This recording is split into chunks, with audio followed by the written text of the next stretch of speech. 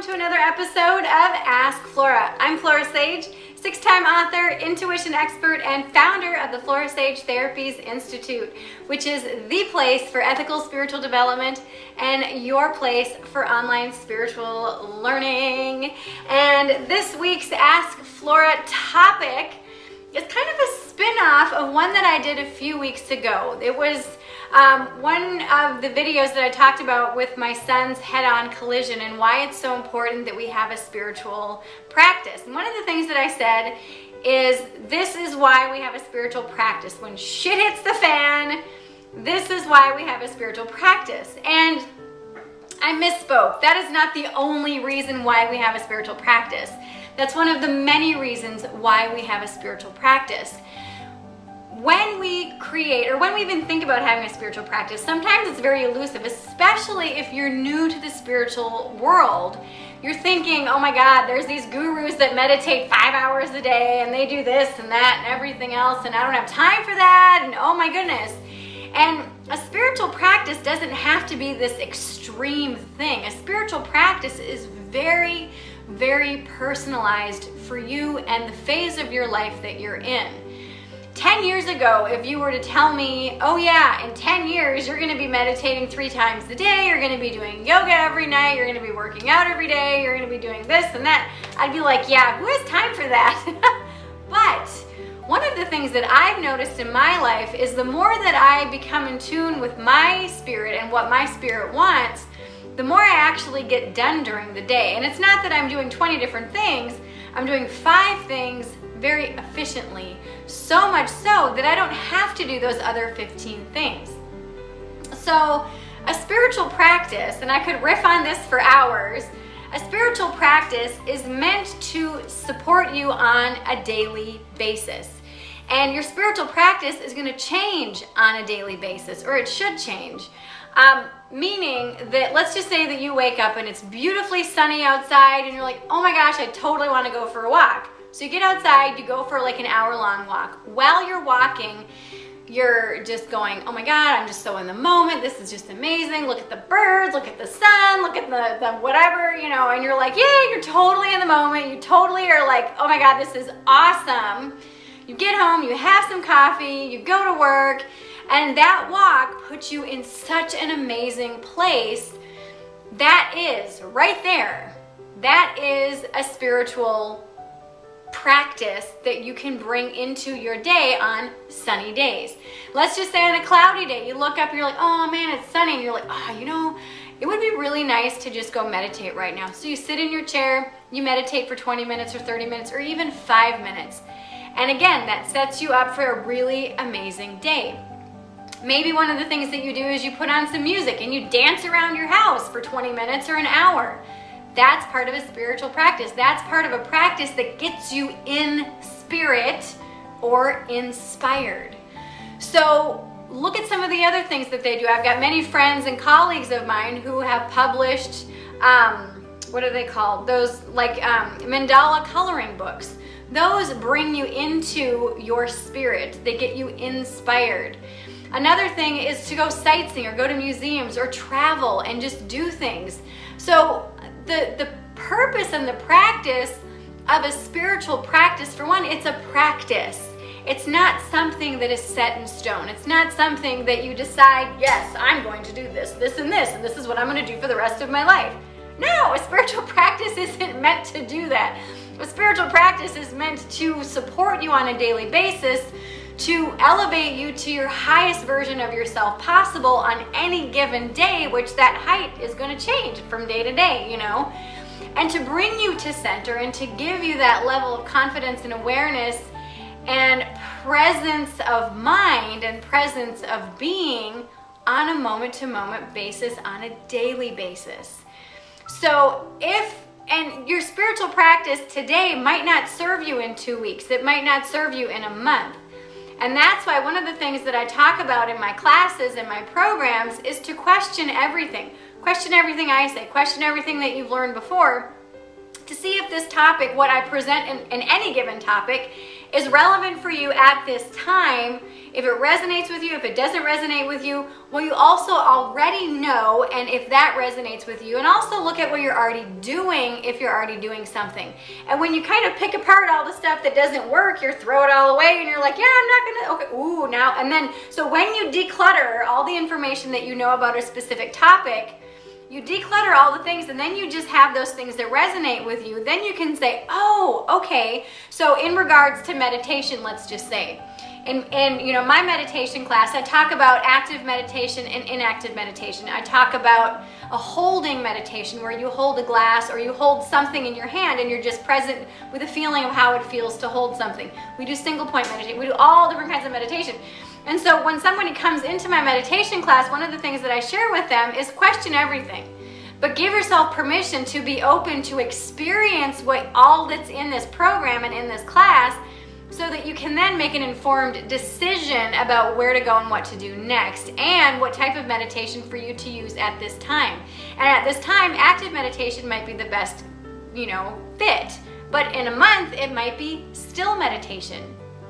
We don't know, because we don't know what life is gonna or has in store for us. And so what happens is when we give ourselves permission to figure out these things that give us this feeling of aliveness and give us this feeling of presence of mind and presence in body and awareness of our high self and awareness of just being right now, being fully present in the moment, you can allow yourself to create a spiritual practice that serves you, that makes you feel good, that supports you on a daily basis during your regular life. Then, when or if shit hits the fan, you're prepared. You don't go into reactionary mode, you go into response mode. You have that level head, you have that calmness about you, that you can move through that event, move through it, not around it. You can move through it with grace and come out the other side going, wow, I totally rocked that. And so I'll give you an example of some of the things that I have in my spiritual practice.